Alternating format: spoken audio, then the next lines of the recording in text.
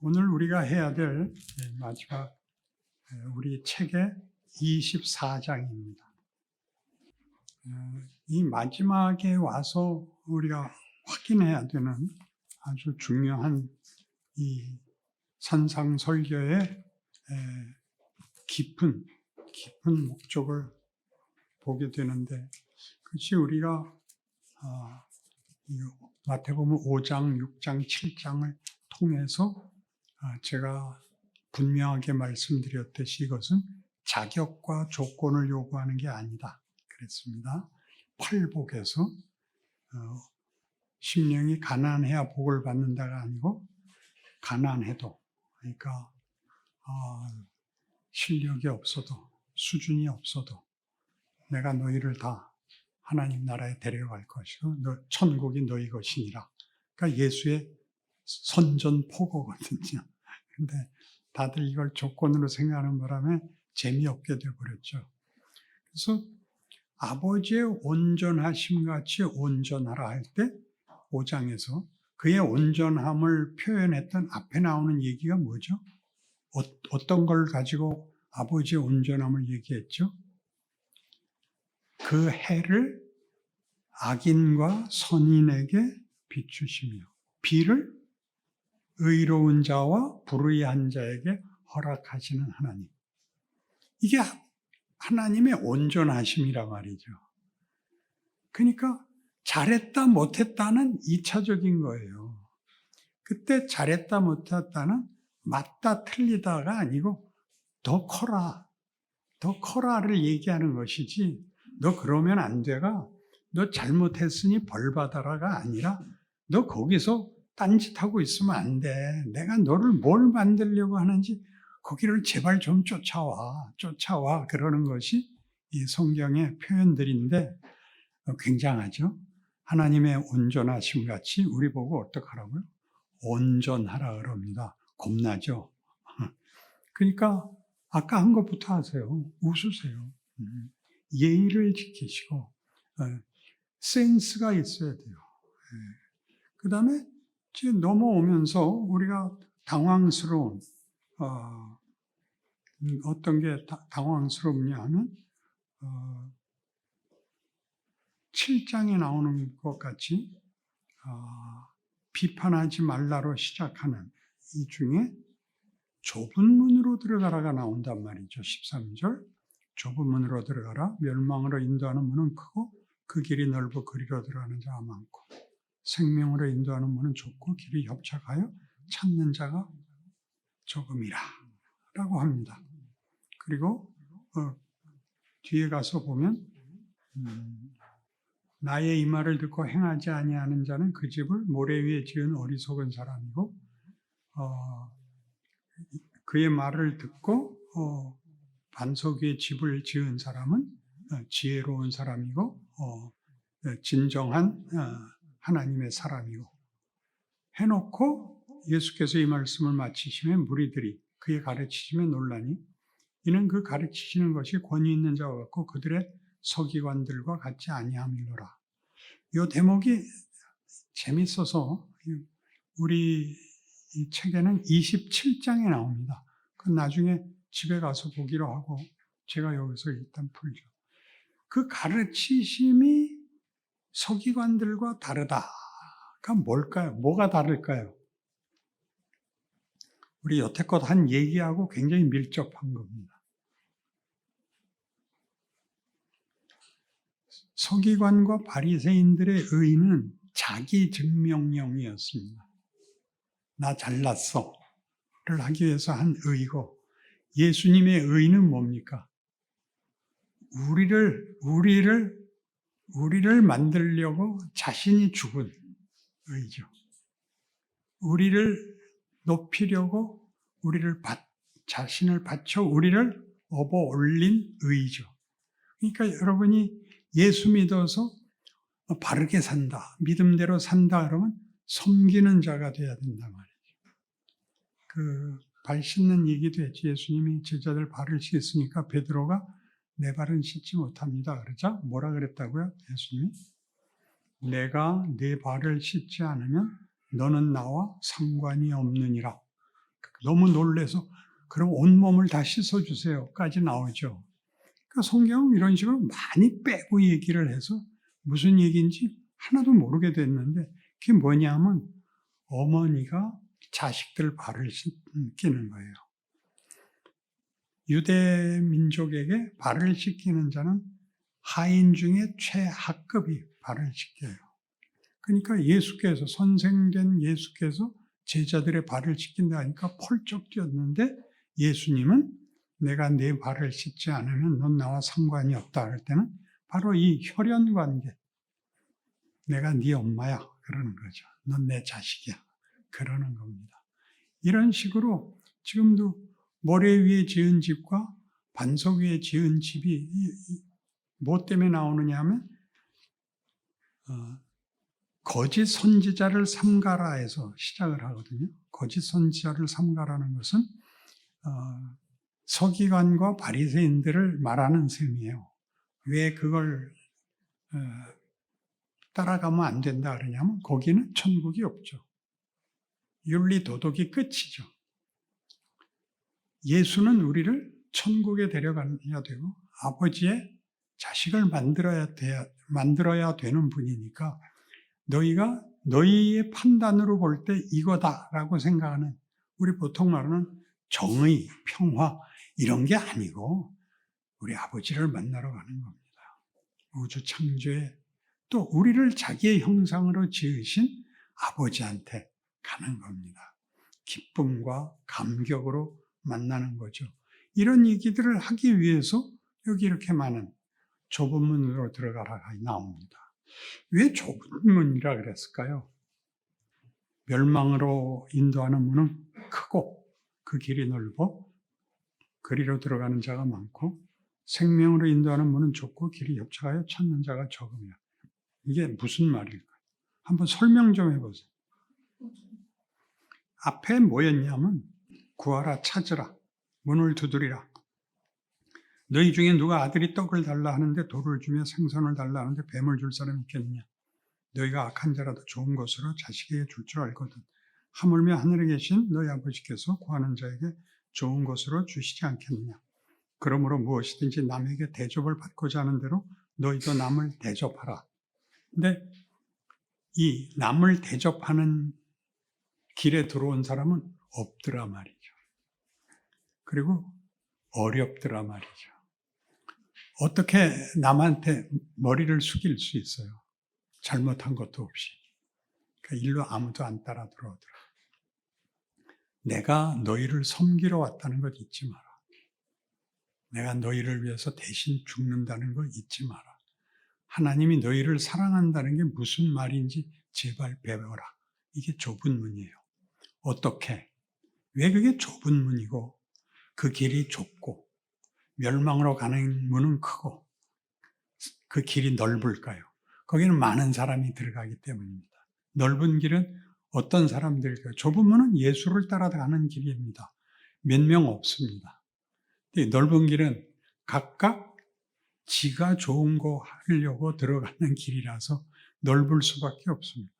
많은 사람이 가고 우리는 적은 사람입니다. 구원받는 사람이 적다 이렇게 얘기는 이걸 갖고 하면 안 됩니다. 예수 믿는 게 처음에 이렇게 좁은 문을 들어가듯이 어렵다 그런 얘기입니다. 처음엔 예수 믿는 게 말이 안 되고 우습고 이상하죠. 은혜를 받고 세상 맛을 보고 어쩌다 이제 어느 날 돌연히 나도 교회 한번 데려다 줘. 그래서 갔다 왔는데 이유 없이 눈물이 나더라는 거죠. 설교도 하나 들을 틈도 없이 그렇게 1시간 내내 울다 왔대요. 그래서 그 친구가 너 왜 우니? 그걸 그냥 옆구리를 한 대 치고 가만히 있어. 그러고 계속 울어서 그 친구가 다시는 안 만나줬다는 거 아니에요. 왜 울었을까요? 뭔가 은혜를 받았죠. 무슨 은혜일까요? 이건 우리들이 각각 상상할 수 있어요. 내가 집에 돌아왔구나. 그게 제일 커요. 내가 이제야 집에 왔구나. 그게 그때는 그런 이렇게 구체적인 표현이 안 되죠. 하염없이 울기만 하는 거예요. 이 고백은 많습니다.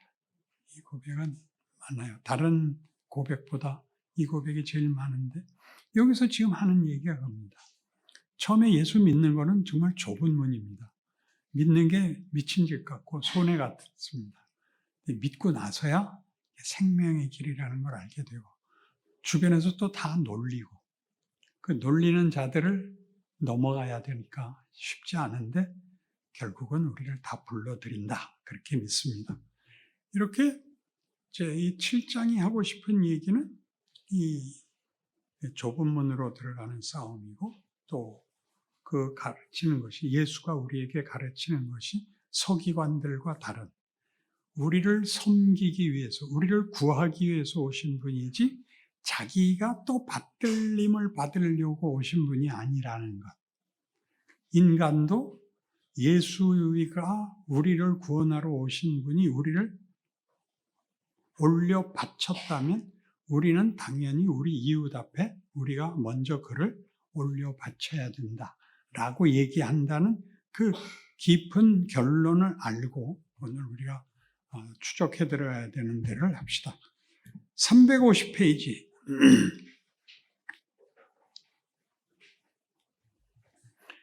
우리는 지난주에 12절에 있는 남에게 대접을 받고자 하는 대로 남을 대접하라는 사실을 확인했습니다. 우리가 인간으로서 가치가 있고 진정한 존귀함을 소유하려면 하나님이 우리의 주인이시어야 하고 우리는 그가 지은 사랑하는 자녀로서 하나님으로부터 우리의 필요를 공급받아야만 합니다. 그러할 때 우리는 우리 이웃을 약탈할 필요가 없게 됩니다. 우리는 비로소 빼앗아 올 필요가 없고 우리는 비로소 내가 하나님 안에서 충분하다는 것과 우리 이웃도 내가 무엇을 줄 수 있는 존재가 아니라 하나님 안에서 하나님의 백성으로만 충분할 수 있다는 것을 인정할 수 있게 됩니다. 예수를 믿는다는 게 무슨 얘기인지 이해하셔야 됩니다. 십계명 얘기했었죠. 두 돌판에 첫 돌판에는 하나님에 대한 두 번째 돌판은 이웃에 대한 건데 앞에 돌판이 뭐라고 여호와에 대해서 너희는 여호와 외에 다른 신을 섬기지 마라. 그럼 무슨 뜻이냐? 하나님으로 너희에게 충분하다. 나는 너희에게 충분하다. 너희 전 인류와 전 우주가 내 손 안에 있다. 나는 그것을 권력으로 써먹으려고 그러는 것이 아니라 나는 사랑과 희락과 화평과 오래 참음과 자비와 양선과 충성과 온유를 요구하는 하나님이다. 그렇게 얘기하는 것입니다. 근데 여기서 이제 이 남에게 대접을 받고자 하는 대로 남을 대접하라가 무슨 싸움이냐 그럴 때 352페이지 3분의 2 내려오셔서 여기는 예수 안에 들어와 있어서 우리가 누군지가 예수 안에 있는 것으로만 정체성이 확인되고 저 바깥에서는 예수만 문이고 예수만 길입니다. 좁은 길과 좁은 문입니다. 그러니 우리에겐 어렵습니다. 어떤 의미에서 어렵냐면 마태복음 19장에서 보는 이야기와 같이 예수님이 구체적으로 요구하는 결정은 재물을 나눠주라는 데 있는 것이 아니라 재물을 놓고 나를 따르라는 것입니다. 마태복음 19장에 어떤 청년이 와서 예수께 묻죠. 내가 무엇을 해야 됩니까? 십계명이 있지 않냐? 그거 다 했습니다. 그러면 네 재산을 팔아서 가난한 자를 주고 너는 나를 따르라. 그러자 그가 재산을 팔 수가 없어서 슬퍼하며 돌아갔다. 그래서 재산이 많은 거를 바치지 않으면 죄다. 그게 자꾸 기독교의 주장이 돼요. 네가 있는 걸로 남 나눠줘라. 그게 아니고 재산을 욕심내는 이유는 자기 자신의 이것이 힘이 되기를 바라는 거예요. 나의 힘이 되라고 재산을 움켜쥐고 있는 거죠. 힘이 되려고. 즉 내가 나의 주인이죠. 나는 내가 지켜야 되고 내가 받는 칭찬은 내 것이고. 그래서 어디로 가라고요? 예수가 주인이 돼서 너는 순종하는 자가 되라. 그런데 묶이지 마라. 너 로또 당첨되면 그래 너 실컷 써라. 그 헌금 내라고 안 그럴게 실컷 써라. 근데 평소에 작은 일에서 하나씩 해라. 그러는 겁니다. 아셨죠?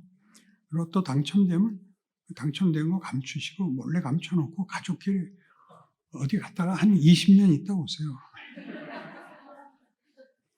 그런 큰 걸로 하려고 그러는 바람에 할 수 있는 오늘 거를 놓쳐요. 제일 중요한 게 표정이에요. 이혜영 권사. 그러면 안 된다니까. 사람 얼굴 중에 제일 이쁜 데가 어디예요? 어디? 이빨이에요, 이빨. 웃어야 보이거든. 그치? 말을 하면 알아듣는데, 이틀을 못 가.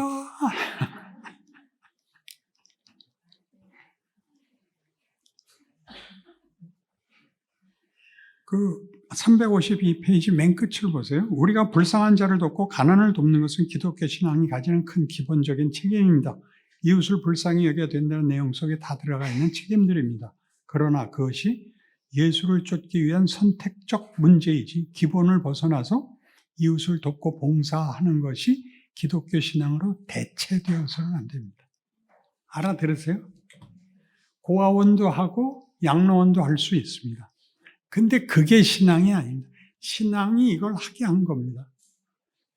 그러니까 신앙이 이걸 하게 했다 그러면 우리는 우리 신앙이 내가 하나님을 주인으로 섬겨서 끝없이 예수를 따르는 순종을 한다는데 내 인생을 가기 바쁘지 거기에 여유가 있어서 무엇을 더 하기는 어렵습니다.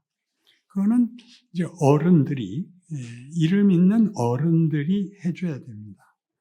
교회 이름으로 하거나 개인적인 재산을 말년에 다 내놓거나 하는 거는 할 수 있지만 그것이 신앙이 아니고 신앙은 내가 나의 주인이 아니고 예수가 나의 주인이며 예수는 나를 위해서라면 죽을 수도 있었다를 나도 해야 되는 쉬는 시간은 내가 정하겠습니다.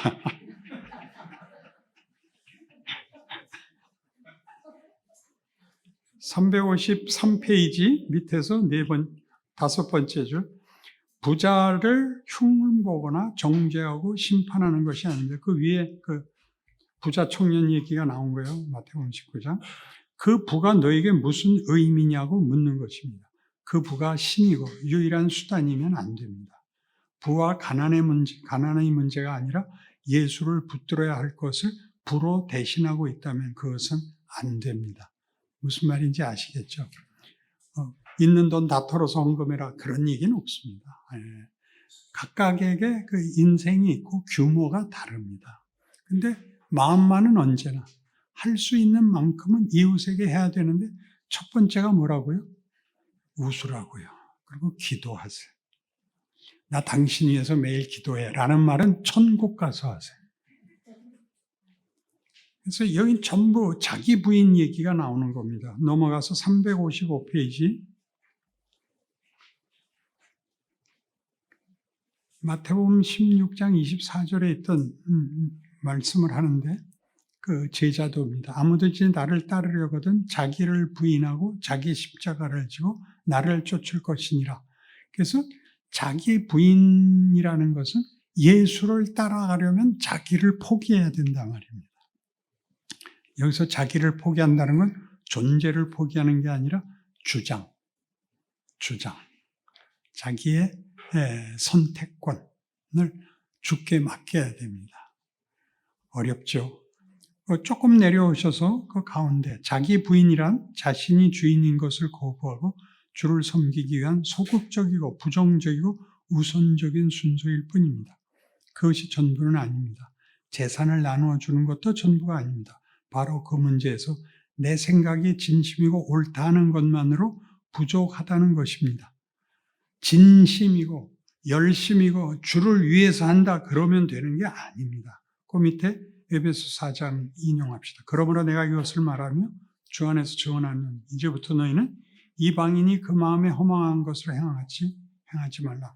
그들의 총명이 어두워지고 그들 가운데 무지함과 그들의 마음이 굳어짐으로 말미암아 하나님의 생명에서 떠나 있도다. 그들이 감각 없는 자가 되어 자신을 방탕에 방임하여 모든 더러운 것을 욕심으로 행하되 오직 너희는 그리스도를 그같이 배우지 아니하였느니라. 방탕에 방임했다는 것은 그 선택권을 제대로 쓸 줄 몰라서, 그러니까 그 갖고 나간 돈을 흩뿌리고 다니는 것을 의미하는 거예요. 방탕이라는 것은 쓸모없는 짓을 거기다 또 방임해. 방임은 임무를 포기하는 거예요. 자기 책임, 자기가 되어야 할 존재적 책임을 다 놓고 만다고 그러죠. 그래서 어떻게 하라래?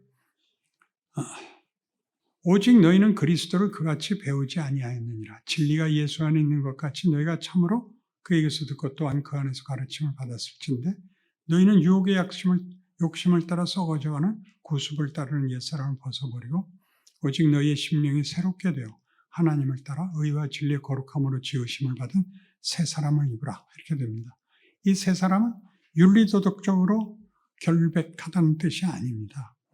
윤리도덕적인 실패는 끝까지 나옵니다. 근데 점점 줄죠. 그리고 큰 데서 실수를 안 하죠. 362페이지 위에서 7번째 줄 내려오셔서 우리를 보면 다 누구나 우리가 예수를 돕는 자가 아니라 예수 안에서 하나님의 통치와 인도 속에 있는 자로 우리를 보고 우리도 자신을 그렇게 이해하기 때문에 사람들이 우리를 보면 다 똑같아, 다 예수쟁이야라고 합니다. 그 예수쟁이는 한국교회에서는 열심히 공통점이었지만 지금 오늘 성경의 가르침대로는 이 길에는 아무도 다수가 없고 예수만 있는 것입니다. 예수 안에 우리가 있지 예수를 벗어나 존재하는 자가 없어서 좁은 문과 좁은 길, 찾는 이가 적은 길이 된 것입니다. 여러분이 자신을 스스로 그렇게 이해하셔야 됩니다. 외롭다는 생각이 자주 듭니다. 넘어가셔서 25장 갈라디아서 5장 설명을 따르면 육체 욕심을 따르지 말고 성령을 따르라. 그리고 성령의 열매는 이렇고 이렇다. 367페이지 위에서 네 번째 줄 성령의 열매를 맺자는 말은 그 자체로 옳은 것이지만 본문에서 뜻하는 바는 그런 뜻이 아니라 성령을 쫓고 있는지 육체를 쫓고 있는지를 가늠하는 일종의 판별식은 열매를 보는 것이라고 말합니다. 신앙생활에서 그 문제가 늘 혼동하는 것 중에 하나인데 기독교적 신앙의 명분과 기독교적 신앙의 형태를 가지면 성령을 쫓는 것으로 속단하지 말라는 얘기입니다. 기도 많이 하면 성령을 쫓고 있는 거다. 구제하면 나 성령을 쫓고 있는 거다. 그것 자체가 잘하는 일이지만 성령이 하시고자 하는 건 그런 식이 아니라 나라는 존재에서의 존재론에서의 변화이거든요. 그 존재론의 변화란 뭐냐? 그러면 그건 언제나 예수 안에 있는 겁니다. 그래서 유명했던 역사적으로 유명한 기독교 신앙서적이 예수라면 어떻게 했을까라는 책이 있습니다. 근데 그 책은 그거 보면 홀딱 반하게 돼 있는데 대강 얘기하면 어느 한 교회에서 부흥이 일어납니다. 다 한 마음 한 뜻으로 무릎을 꿇고 기도하기 시작해서 그때부터 밖에 나가서 자기 동네 전체를 모든 문제를 다 해결하고 모든 문제에 있어서 모두의 항복을 받아내고 그러는 책입니다. 곤란합니다. 어린아이들을 기르면서 부모 되면 꼭 하는 말이 있습니다. 싸워야 큰다. 넘어져야 큰다. 그런 말을 하죠. 그걸 왜 주냐고요. 그게 있어야 고치니까. 그게 있어야 자기가 완성이 되니까. 그래서 왜 여기에 열매와 나무를 비교하는가?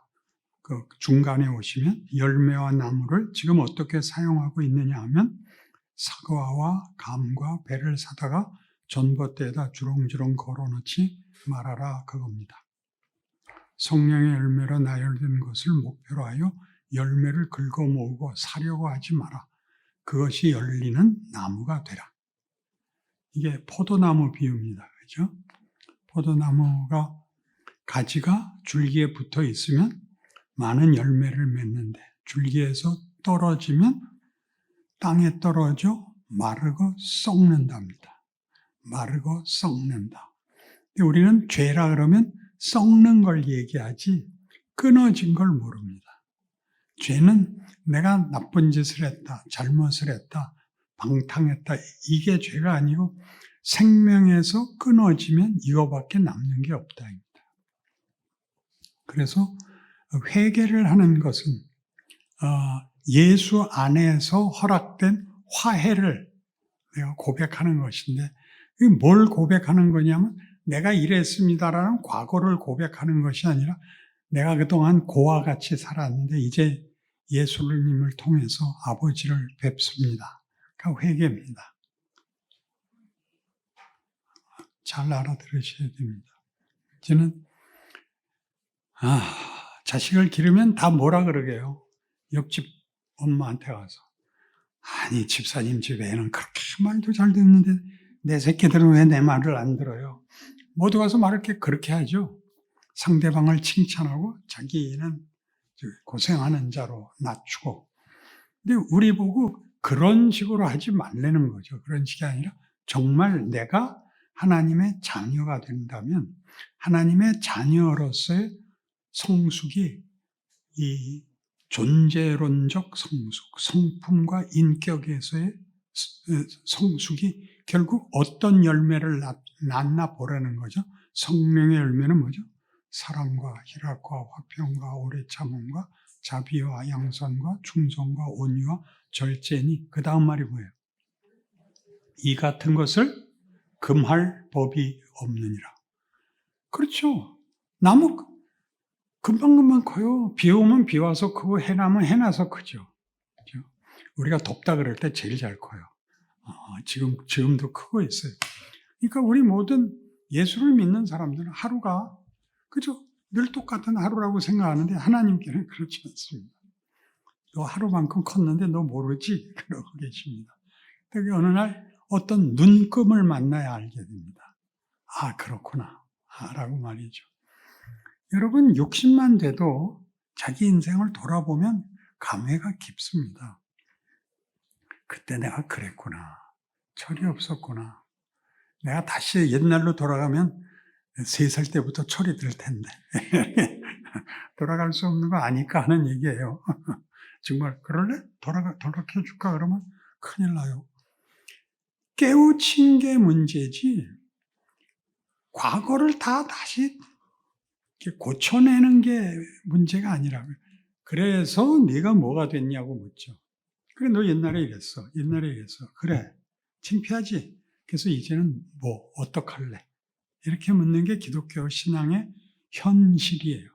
그러니까 잊지 마세요. 자꾸 회개를 늘어놓지 마세요. 하나님도 예수 안에서 잊으시고 우리도 잊고 그렇지만 기도해야 되고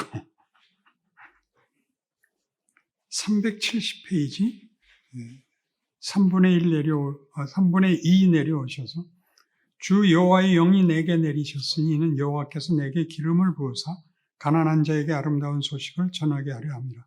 나를 보내사 마음이 상한 자를 고치며 포로된 자에게 자유를 갇힌 자에게 노임을 선포하며 여호와의 은혜의 해와 우리 하나님의 보복의 날을 선포하여 모든 슬픈 자를 위로하되 무릇 시온에서 슬퍼하는 자에게 화관을 주어 그 죄를 대신하며 기쁨의 기름으로 그 슬픔을 대신하며 찬송의 옷으로 그 근심을 대신하고 그들이 의의 나무 곧 여호와께서 심으신 그 영광을 나타낼 자라 일컬음을 받게 하려 함이라. 그러니까 이 예언과 똑같죠. 예수는 우리가 아직 죄인 되었을 때 오는 겁니다. 우리가 그를 믿기 전에 우리를 대신하여 죽으시는 겁니다. 그러니까 이게 순서가 역순이라고요. 그러니까 예수가 2000년 전에 죽었고 끝났잖아요. 그리고 로마서 8장에 오면 이제 로마서 5장 8절에서 예수께서 죄인을 위하여 죽는다는 얘기가 뭘 의미하느냐를 그가 우리를 위하여 죽으심으로 하나님이 우리에 대한 사랑을 확인하셨느니라죠. 하나님이 우리를 사랑해요. 사랑은 법도 아니고 논리도 아니죠. 그건 포기할 수 없는 겁니다. 그래서 예수를 보내서 아까 얘기한 5장 8절 같이 죄인이었을 때 오셔서 우리를 위해 죽으시고 올라가셨습니다. 이거 다 완료형입니다. 과거 완료잖아요. 근데 그 다음에 우리가 태어나서 죄인으로 태어나서 뭘 배우는 겁니까? 인간이 뭐냐? 우리의 운명이 뭐냐 해서 예수께서 우리를 위하여 죽으셨다가 어떻게 현실이 되는가? 그건 과거에 불과한데 어떻게 현실이 되는가? 부활하셔서 아버지 우편에 앉아 계셔서 우리를 위하여 기도하신다. 이렇게 약속이 되어 있죠. 그래서 우리 보고 어떡하라는 거예요? 너희라는 존재가 무엇이냐? 그렇죠? 그래서 지금 이거 전체를 다 산상설교에서 가장 중요한 주제가 뭐냐 하면 3장에 걸친 주제가 하나님은 누구신가? 나는 누군가? 하나님과 나와의 관계는 뭔가? 를 푸는 게 이 산상설교입니다. 하나님은 누군가? 하나님은 누군가? 빨리 대답하세요. 하나님은 누군가? 창조주라 그러지 말고 아버지라 그래야 돼요.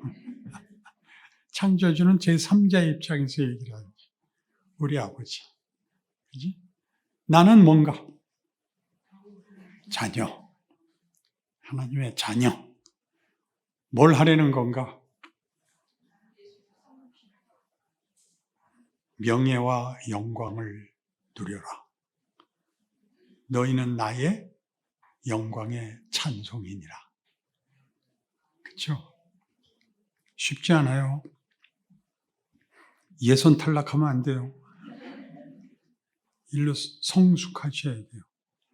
네, 한국교회는 여기를 못 가르쳐서 한국교회 운원해서 죄송하지만 사실인 걸 어떡하겠어요.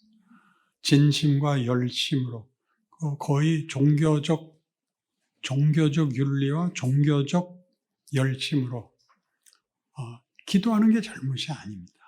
그러나 그것밖에 없으니까 문제죠. 전도하는 게 뭐가 잘못이겠어요? 잘하는 거죠. 근데 그게 유일한 신앙 행위니까 하는 말이에요. 존재의 변화나 자신의 인생과 운명에 대한 생각이 어떻게 성경적으로 확보되어 있느냐 하는 문제에서 이렇게 열심히 주를 위해서 일했으니 당연히 천국이 보상된다고 믿는 거죠. 천국이 보상되는 게 아니라 그것은 우리가 못 들어갈 수가 없습니다. 하나님이 우리를 데리고 살려고 천국을 만들어 놓은 것이니까 우리 지옥 보내고 개돼지 모아서 들어가겠습니까? 그럴 수는 없습니다. 그래서 여기부터 봅시다. 372페이지 위에 있는 요한일서 4장 사랑하는 자들아 우리가 서로 사랑하자.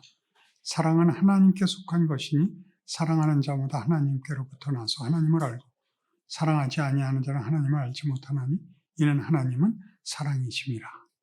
사랑하자. 사랑은 오래 참고 무례히 행치 않고 시기하지 않고 투기하지 않고 그리고 참고 믿고 바라고 견디느니라. 자식을 기르면 그럽니다.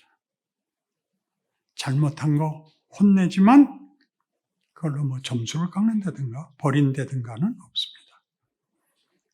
그 전보다 더 잘합니다. 자식을 위해서는 뭐든지 할 수 있습니다. 야곱 얘기하면서 했던 거고 우리 하나님이 지금 그것을 반복하고 계십니다. 여러분 하나하나를 이름을 부르십니다. 그래서 373페이지 3분의 2 내려오시면 한국교회는 성공함으로써 본질에서 벗어난 위험한 관심을 여러 개 갖기 시작했습니다. 민족과 국가 앞에 쓸모있기를 바라고 있습니다. 그러나 교회는 민족과 국가를 초월하는 곳입니다.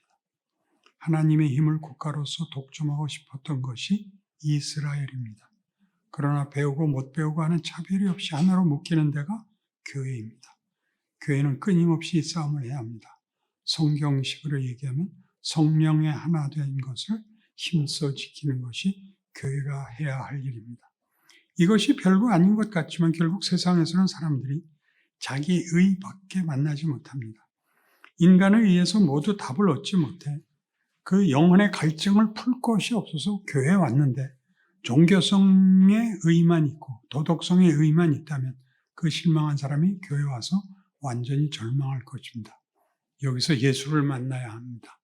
용서하시는 분, 회복시켜 주시는 분, 사랑하시는 분을 만나야 합니다. 이게 교회여야 합니다. 아멘입니다. 375페이지 위에서 3분의 1 내려오시면 보이는 것으로 힘을 가지려고 하지 마십시오. 예수 안에 있는 것으로 힘을 가지고 가십시오. 그것만이 우리의 무기가 되어야 합니다. 이것은 갈라디아서 5장 16절 이하의 이야기에 이렇게 결론으로 등장했었습니다. 갈라디아서 5장 22절에 가면 오직 성령의 열매는 사랑과 희락과 평강과 참음과 자비, 양성과 충성, 온유와 절제니 이 같은 것을 금지할 법이 없느니라고 한 다음에 그리스도 예수의 사람들은 육체와 함께 정욕과 탐심을 십자가에 못 박았느니라. 박았다 뺐다 하기 없기에요.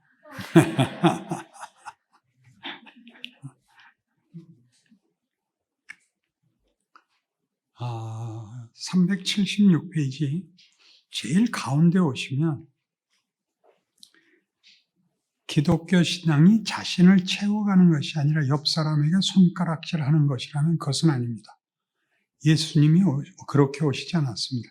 세상을 구하려 오셨고 죄인들을 용서하려 오셨지 심판으로 오시지 않았습니다. 이것이 예수 그리스도의 성육신이며 그의 순환이며 우리를 구원한 은혜입니다. 신앙인으로 산다는 것은 여러분에게 주어지는 현실의 모든 위협과 시험 앞에서 하나님의 사람으로 살아야 되는 것입니다. 예수님이 이런 순환을 겪어야 하는 이유는 우리가 겪어야 할 고난들, 그 고난은 왜 있냐 하면 커야 되기 때문에 겪어야 하는 시험들과 위협들을 예수님이 먼저 그걸 통과하셨다. 그 길로 가야 너희가 완성이 된다. 라는 차원에서 십자가가 또 있는 거죠. 그래서 너희가 쉽게 무엇 하나 붙잡고 이걸로 다 하겠습니다. 이렇게 우리 예전에 그거 많이 했는데 금년에는 3,000명 채우기 뭐 이런 거 했었죠. 나쁘다고 절대 얘기할 수 없습니다. 열심을 내게 되고 보이는 결과가 또 나오고 그렇지만 다음을 가야 되는데 거기서 멈췄다는 것은 지적해야만 됩니다. 380페이지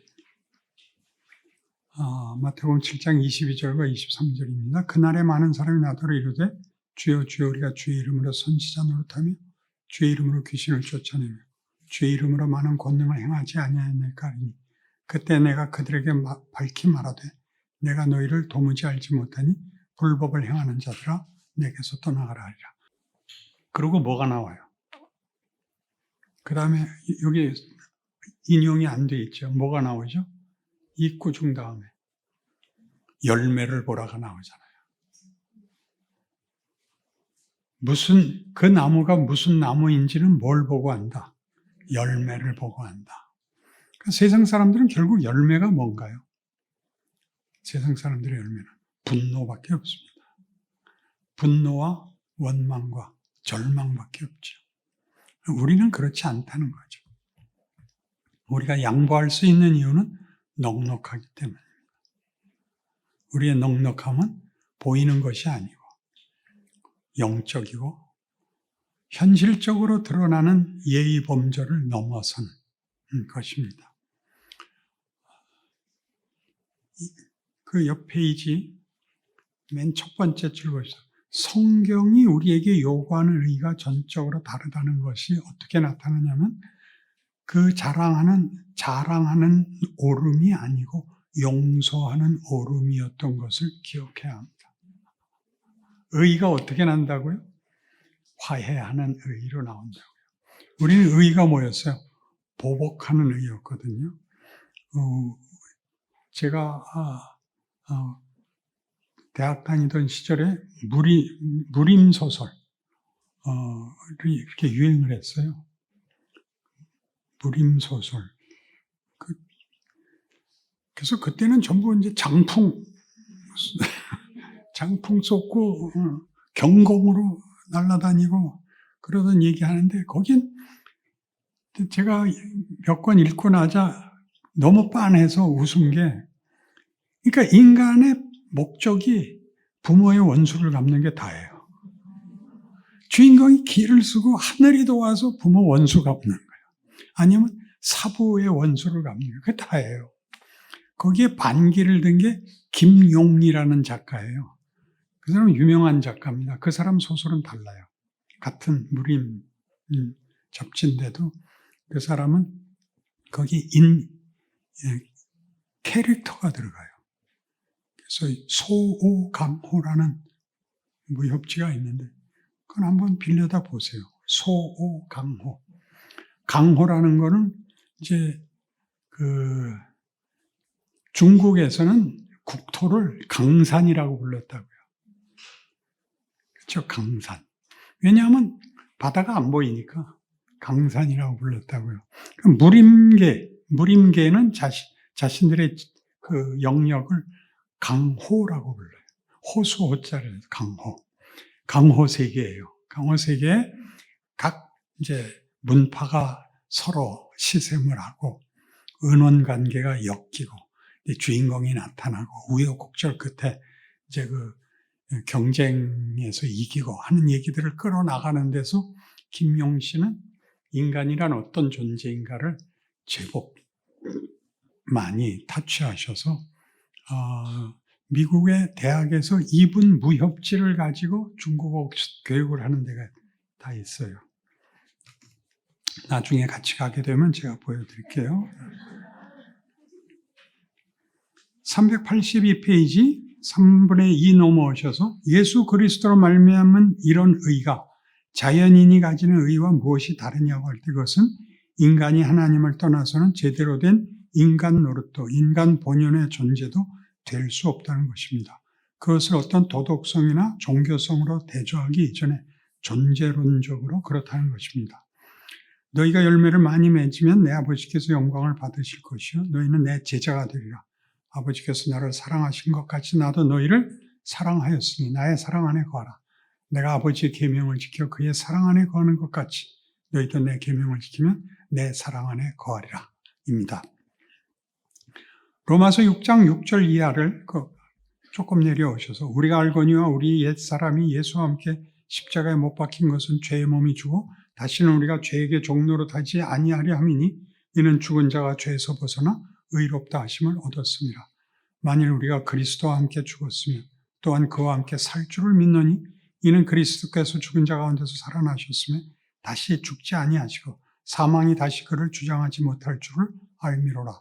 그가 죽으시면 죄에 대하여 단번에 죽으시며 그가 살아계시면 하나님께 대하여 살아계심이니 이와 같이 너희도 너희 자신을 죄에 대하여는 죽은 자요 그리스도 예수 안에서 하나님께 대하여는 살아있는 자로 여길지어다. 그러면 이제 기껏 남는 질문이 뭐냐 하면 그냥 쉽게 만드시지 뭘 이렇게 긴 세월에 걸쳐서 이런 억울한 일과 눈물 짤 과정을 요구하십니까? 라는 질문이 나오는데 여기가 기가 막혀요. 예수님이 육신을 입었다는 것이 제한일까요?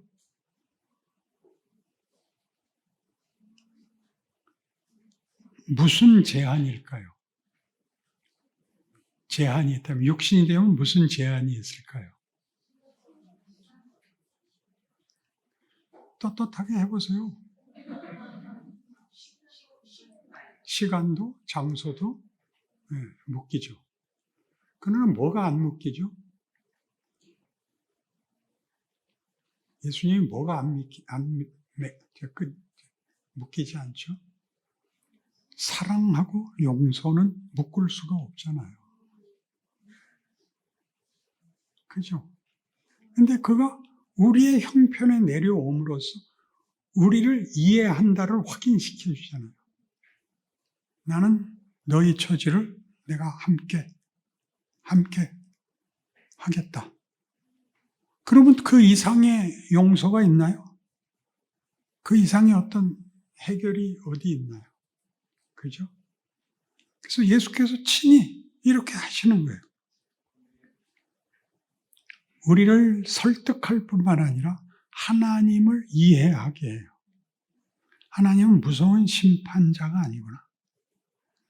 상보를 나눠주는 우리의 행위에 보상하는 심사위원이 아니라 의지를 가지고 나를 찾아오고 만들어내려는 우리 아버지시구나 라고 증거를 제시하는 게 예수란 말이죠. 아멘입니다. 그래서 우리는 예수 안에 들어감으로써 예수의 죽음에서 예수와 함께 죽음으로 우리를 붙잡고 있던 사망에 대하여 죽습니다. 384페이지입니다. 그런 권력을 잡고 있던 죄에 대하여 죽습니다. 여기서 죽는다는 것은 관계가 끊어지는 것입니다. 그리고 예수의 부활에 함께 동참하여 살아남으로 하나님과의 관계가 다시 회복됩니다. 그렇기 때문에 죄 아래 살 때 죄가 요구하는 것들로 다스려지고 죄가 내용이었던 자가 이제 하나님과 회복되어 하나님의 통치의 보호를 받고 인도함 받고 그 통치자의 성품으로 우리의 내용이 인격과 성품과 모든 것이 바뀌는 것입니다. 옆 페이지로 오셔서 기본적으로 기독교 신앙의 모든 근거와 이유와 방법과 운명은 예수에 달려있는 것입니다. 그에게 묶여 있습니다. 오늘 대전은 그것입니다. 반석 위에 집을 짓는다는 것은, 포도나무에 붙은 가지가 된다는 것은 기독교 신앙의 처음부터 끝까지 가장 중요한 근거요, 핵심이요, 수단이요, 운명이 예수를 제쳐놓고는 할 수 없다는 데 그 초점이 있습니다. 예수 믿지 않는 사람이 착하고 진실하게 살면 어떻게 됩니까? 천국 갈 수 있다, 없다? 착하게 살았는데도 안 돼요?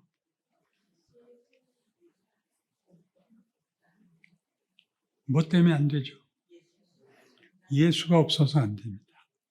우리가 천국을 가는 건 예수 안에 들어감으로써 갑니다. 말하자면 우리를 예수가 낳은 셈입니다. 하나님이 그 아들을 독생자라 그러죠. 예수를 낳은 것 같이. 여기서 낳았다는 것은 동양적 표현에서는 그 지위가 절대 동등할 수 없는 상하인데 히브리 인문학에서는 그게 대등입니다. 누구와만 차별이 있냐면 종하고 다릅니다. 종과 자식, 그리고 구별을 하지 아버지와 아들로는 구별이 안 되고 그건 하나입니다. 돌아온 자식에게 그 가락지를 끼우고 신발을 신기고 저는 아버지의 아들이라는 이름을 감당할 수 없습니다. 종의 하나로 쳐주십시오. 무슨 소리냐 임마. 내가 언제 널 벌었냐. 얘들아 상 차려라. 이렇게 되는 것입니다. 큰 놈이 들어와서 왜 화를 내죠? 나한테는 갯벌도 안 주시더니 이 새끼 나갔다 들어왔다고 송아지를 잡아야 난 내게 다 네 거 아니야. 그게 무슨 소리예요? 너는 보상을 받을 입장에 있지 않고 내 것이 다 너한테 자연히 넘어가는 존재인데 나갔다 들어와서 지금 기뻐하자 그랬지. 누가 여기 보고 잘했다 그러냐? 여길 자꾸 틀립니다. 그래서 뭐 작은 아들 얘기했다가 큰 아들 얘기했다가 또 아버지 얘기했다가 갈팡질팡하면서 이 해석을 틀리는데 가장 중요한 핵심이 하나님은 보상을 하는 분이 아니라 자기 자식을 기어코 만들고야 만답니다. 넘어가셔서 386페이지 아래에 있는 인용문 보겠습니다. 그러므로 내가 이것을 말하며 주 안에서 정언하는 이제부터 너희는 이방인이 그 마음에 허망한 것을 행함 같이 행하지 말라. 그들의 총명이 어두워지고 그들 가운데 있는 무지함과 그들의 마음이 굳어짐으로 말미암아 하나님의 생명에서 떠나 있도다. 그들이 감각 없는 자가 되어 자신을 방탕에 방임하여 모든 더러운 것을 욕심으로 행하되, 여기 이게 중요합니다. 이거. 감각 없는 자가 되어 자신을 방탕에 방임합니다. 누가 야단쳐 줄 사람이 없는 겁니다. 틀렸다고 확인해 줄 사람이 없는 겁니다. 무엇을 어떻게 해야 될지를 모르고 있는 겁니다. 그래서 잘못하는 사람들, 막 사는 사람들, 예수가 없으면 결국 그렇게 살 수밖에 없는 인간상의 특징들이 뭡니까? 첫째, 가장 공통되는 분노입니다. 분노의 대상은 없습니다. 분노입니다. 우리식으로 보면 신에 대한 분노죠. 날 왜 이따구로 만들었어요? 근데 그들은 무신론인데 신이 없죠. 누구를 향해서건 하여튼 분노입니다. 분노 다음에 뭐가 오죠? 분노 다음에는 자폭이 오죠. 분노를 풀 길이 없으면 자폭을 하는데, 자폭은 보통 내가 죽는다가 아닙니다. 남아있는 사람들한테 엿먹어라가 자폭입니다. 자살은요, 최대한의 남은 사람들에게 퍼붓는 불만입니다. 그리고 또 하나 있는데, 증상이. 체념이 있습니다. 공부한 보람을 느낍니다. 이 교회에 이미 체념이 들어와 있습니다. 더 이상 뭘 해야 될지도 모르고 귀찮습니다. 시키는 건 너무 많고. 그래서 큰 교회 가서 숨습니다. 아무도 몰라보는 데 가야 편합니다. 그 헌금만 내고 옵니다. 헌금은 왜 내느냐? 캥겨서. 헌금까지 안 내면 눈알이라도 빼갈까 봐 겁먹고 옵니다. 체념합니다. 내가 믿는 사람이야만 확인합니다. 하나님을 속일 수가 없습니다. 자신을 속이는 겁니다.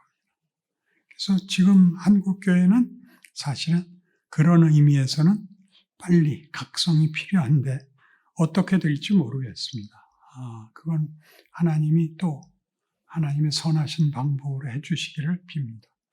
옆에 387페이지 위에 첫째 문단, 여기에 하고 싶은 이야기는 세 가지로 요약되어 있습니다.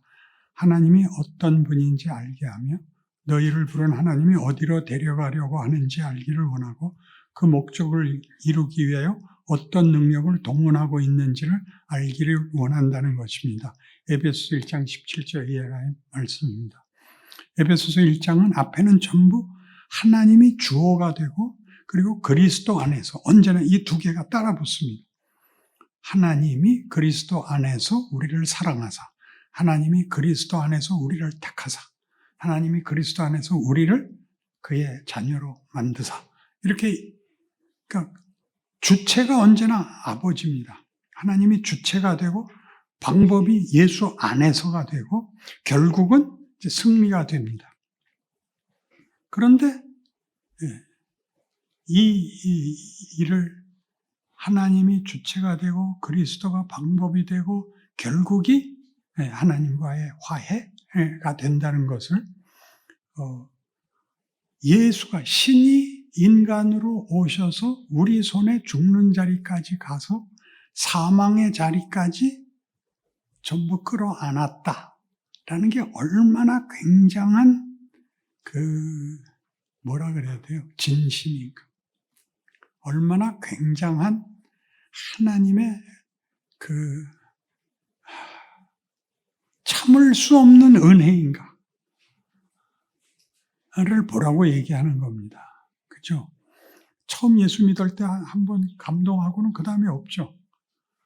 저도 그거밖에 없는데, 우리 한 번밖에 없는 사람끼리 한번 일지회 해서 한번 모입시다.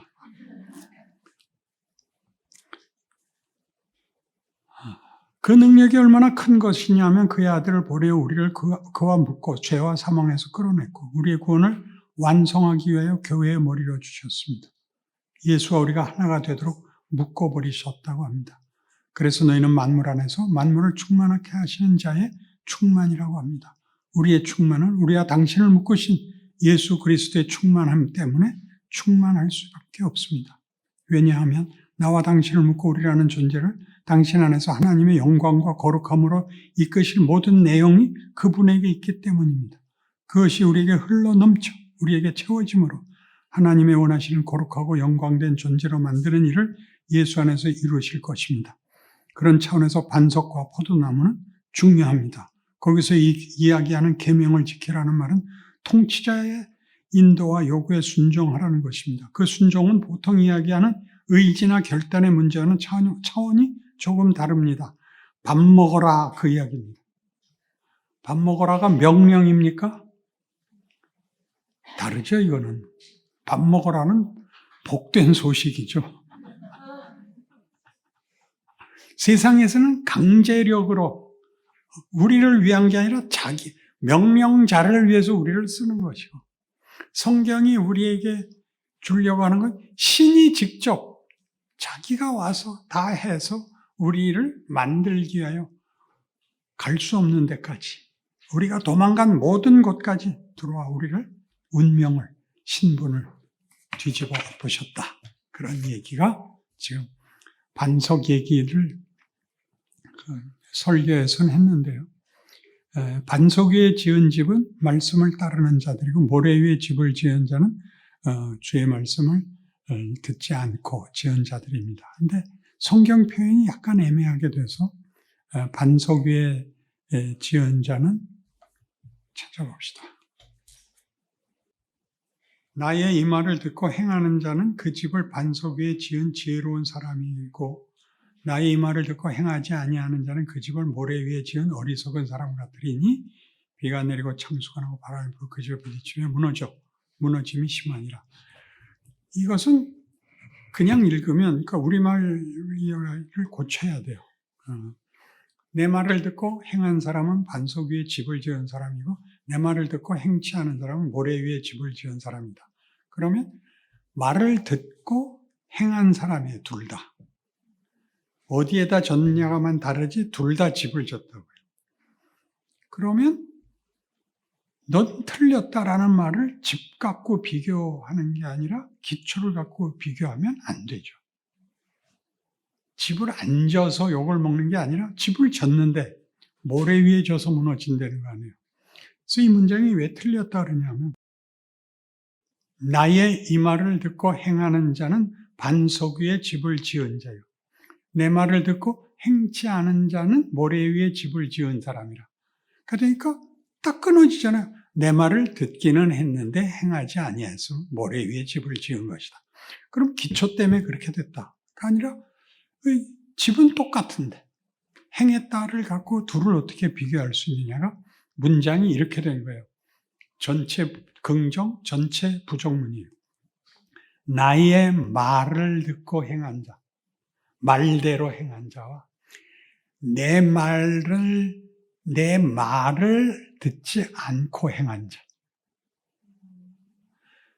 내 말을 들었을 때 행하지 않은 자가 아니라 전체 부정문으로 그의 부정이 내 말을 부정한 행위.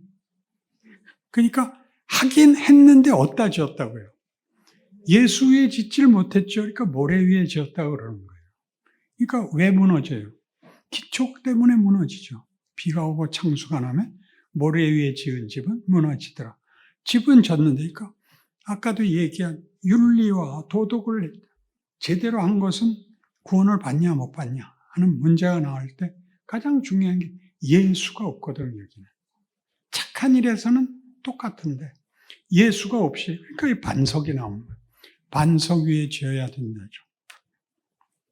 예수 안에 있어야 된다 하는 얘기를 이제 결론적으로 하는 것입니다. 에베소 3장 인용한 거 봅시다. 이러므로 내가 하늘과 땅에 있는 각 족속의 이름을 주신 아버지 앞에 무릎을 꿇고 비노니 그의 영광의 풍성함을 따라 그의 성령으로 말미암아 너희 속사람을 능력으로 강건하게 하시오며 믿음으로 말미암아 그리스도께서 너희 마음에 계시게 하시옵고 너희가 사랑 가운데서 뿌리가 박히고 터가 굳어져서 능히 모든 성도와 함께 지식에 넘치는 그리스도의 사랑을 알고 그 너비와 길이와 높이와 깊이가 어떠함을 깨달아 하나님의 모든 충만하신 것으로 너희에게 끝에 내가 딱 끊으면 아멘 크게 다 해야 돼요. 너희에게 충만하게 하시기를 구하노라. 아멘. 이게 성경이 우리에게 요구하는 것입니다. 명령이에요? 복음이에요? 밥 먹어라 보다 크죠? 우리는 밤낮 이거 갖고 말씀을 듣고 행하지 않으므로. 그러니까 말씀을 듣긴 들었는데 행하지 않은 정도가 아니라 말씀을 제대로 듣지 못해서 엉터리로 행할 수밖에 없기 때문에. 말씀을 제대로 배운다는 건 뭐라고요? 예수의 필요성을 알며 예수를 보낸 아버지가 어떤 분인가를 알며 아버지가 누구고 내가 그의 자식이고 우리 아버지가 나를 살려내려고 예수를 그 자식을 보내서 내 손에 죽는 자리까지 이렇게 하신 하나님의 이 크기, 그 스케일과 장엄함과 능력과 진심과 화해와 영광으로 부르시는 하나님의 일하심의 엄청남이 여러분의 충만으로 채워져야 되는 것입니다. 충만을 논합니다. 선택을 논하지 않습니다. 마음껏 먹고 져라를 이야기하지 지식적이고 의지적이고 소위 말하는 자유와 같은 이런 이야기 안 합니다. 그것보다 훨씬 더 근원적인 이야기를 다루고 있습니다. 하나님의 하나님 되심, 충족성과 거룩하심과 의로우심을 근거로 한 하나님 아버지와 그 사랑과 은혜와 복 주시려는 말씀 앞에 선 자녀라는 것이 전제되어 있습니다. 기막히죠? 기독교 신앙을 이해하는 충족성과 하나님의 하나님 되심, 충족성과 거룩하심과 의로우심을 근거로 한 하나님 아버지와 그 사랑과 은혜와 복 주시려는 말씀 앞에 선 자녀라는 것이 전제되어 있습니다. 기독교 신앙을 이해하는 상당히 중요한 도구입니다.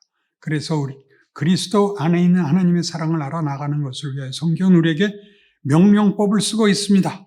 우리 가운데서 역사하시는 능력대로 우리가 구하거나 생각하는 모든 것에 더 넘치도록 능히 하실 이에게 교회 안에서와 그리스도 예수 안에서 영광이 대대로 영원 무궁하기를 원하노라.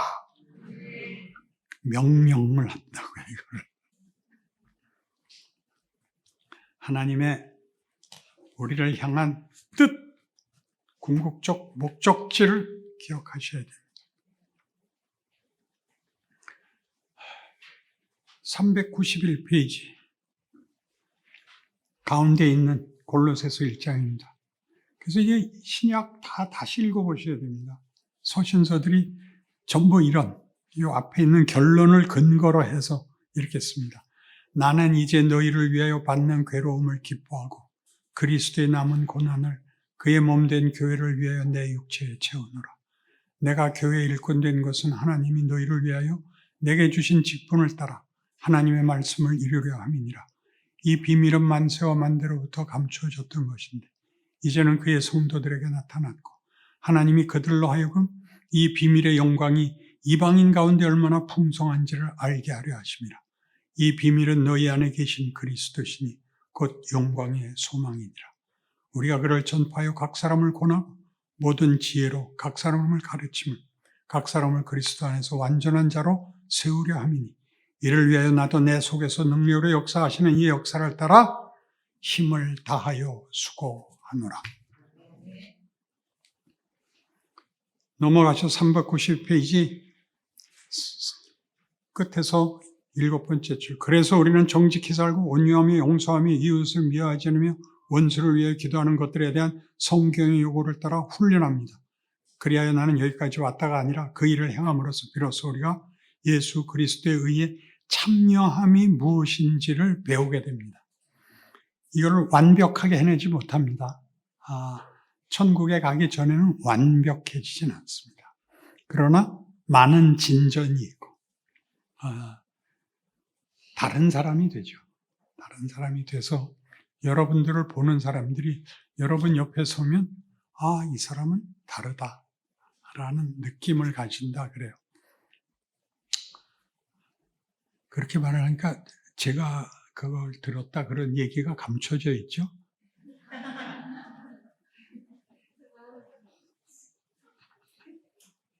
그래서 397페이지 가면 위에서 6번째 줄, 우리가 현실 속에서 경험하듯이 도덕이나 법을 굉장히 부정적이고 소극적으로밖에는 사용하지 못합니다. 최소한의 사회 질서를 위하여 강제력으로 요구되기 때문입니다. 도덕을 논할지라도 그것이 명분으로는 모두의 공감을 받고 있지만 그것을 실천하는 일은 거의 불가능합니다. 왜 불가능하냐면 적극적으로 그 가치를 자신과 남에게 나눌 만큼의 실력이 죄인된 인간에게는 없기 때문입니다. 서기관과 바리새인에 의해 치명적 결함이 무엇이냐 할 때 그것이 옳은가를 모르는 것이 아니라 그 옳은 것을 행사할 때 그것이 자신을 기만하거나 위장할 수밖에 없다는 사실이 있습니다. 또는 다른 사람을 비난하거나 정죄하는 것으로밖에 그 도덕과 법을 사용할 다른 실력이 없다는 것입니다. 참 놀랍죠?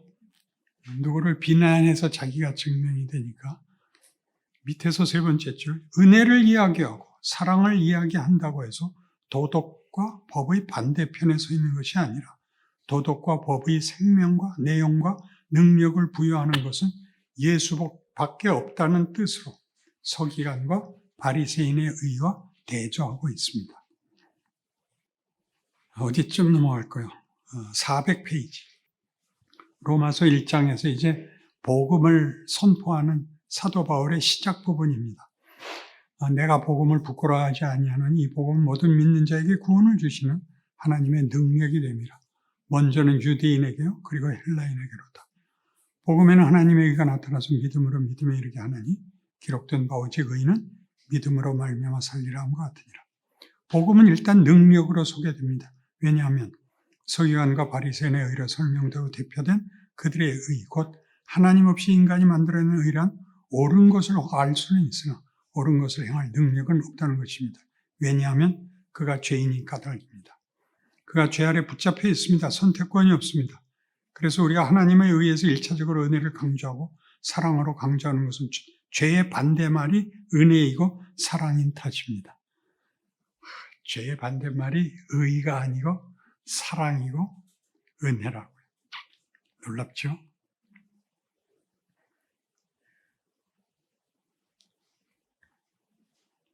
그 옆 페이지 위에서 3번째 줄, 우리가 의를 행하려면 참된 의인이 되려면 죄의 권세에서 벗어나는 것이 가장 중요한 첫 번째 조건이 되어야 합니다. 죄로부터의 구원이 까닭에 은혜가 그 반대편에 있습니다.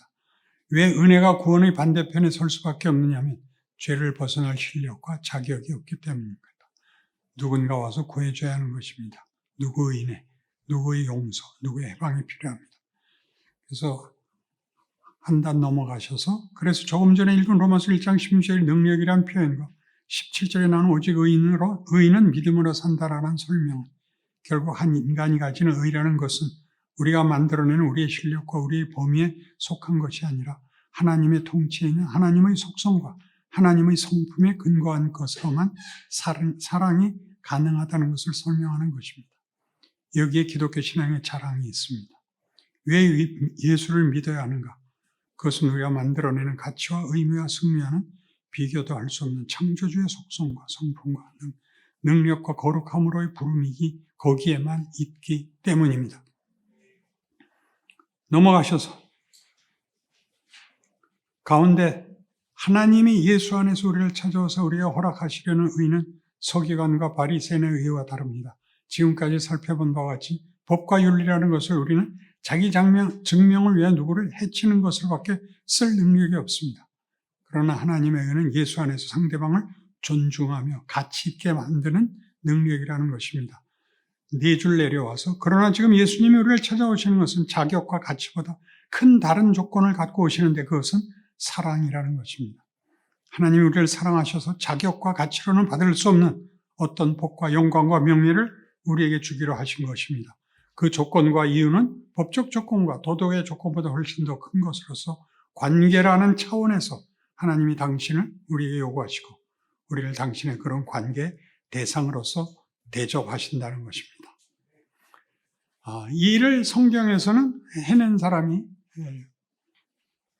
모세가 했고 신약에서는 바울이 했습니다. 모세가 이 백성 죽이려면 나도 죽이십시오 를 하고, 바울이 내 민족을 구원하기 위해서라면 내가 저주를 받아서 죽어도 좋다라고 선언을 합니다.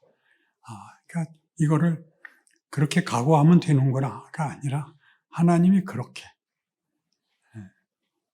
신이 우리의 죽는 자리에 따라 들어와 우리와 방불한 조건으로 우리를 설득했다.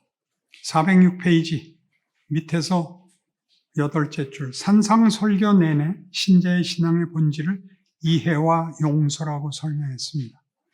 이해와 용서라는 것은 다른 것이 아닙니다.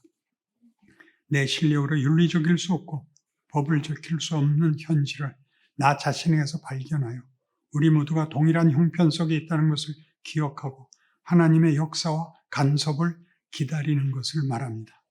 신앙의 본질이 뭐라고요? 하나님의 능력을, 하나님의 은혜를 바라고 기다립니다. 그 옆에 407페이지 두 번째 단을 내려와서 맞고 잘 생각해 보십시오. 윗줄. 웃는다는 것은 인간의 한계를 인정하는 것입니다. 잘 생각해 보십시오. 신앙이 좋다는 것은 그의 실력이 없는 것을 넘어가 주는 것입니다. 또 내려와서 서로 언성을 높이고 얼굴 새빨개지는 것은 기독교 신앙 실천이 없습니다. 너 두고 봐, 너 지옥 가, 이런 말을 안 하게 되어 있습니다. 그것이 기독교 신앙입니다. 오르면 다가 아니란 것을 기억하셔야 됩니다. 드디어 끝났습니다. 하나님이 어떤 분인가에 대해서 좀 더 친근해지셨기 바라고, 여러분의 하루가 소중하다. 내가 하는 선택과 실력이 하루씩 사실은 커야 된다. 하루에 한 번만이라도 제대로 한번 해보자가 오늘 집에 가서부터 시작을 하십시오. 그래서 모두가 다 정말 하나님은 살아계시다. 나를 얼마나 사랑하는지 그 아들을 십자가에 매달았다는 것을 난 이제 알겠다. 나도 그런 진심과 순종을 가지고 죽도록 충성하겠다. 이런 자리까지 나가는 여러분의 신앙 인생 되시고, 그래서 여러분 이웃이 함께 복받는 존재가 되시길 바랍니다. 기도합시다. 하나님 아버지, 이렇게 놀라운 말씀과 약속을, 명령을 선포하셨으니 우리로 인내를 가지고 열심을 가지고 온몸을 바쳐 순종하며 따라가며 실천하며 기도하며 결국에 가서 하나님의 영광의 찬송의 자리에서 하나님을 찬송할 수 있는 기쁜 우리의 운명이 되게 하시고, 살아생전에 매일 나를 만나는 사람 앞에 생명의 향기와 빛의 밝음을 비출 수 있게 하사 주의 자녀된 영광과 만들어야 되는 열매를 풍성히 맺는 인생이 되게 하여 주옵소서. 예수님 이름으로 기도합니다. 아멘.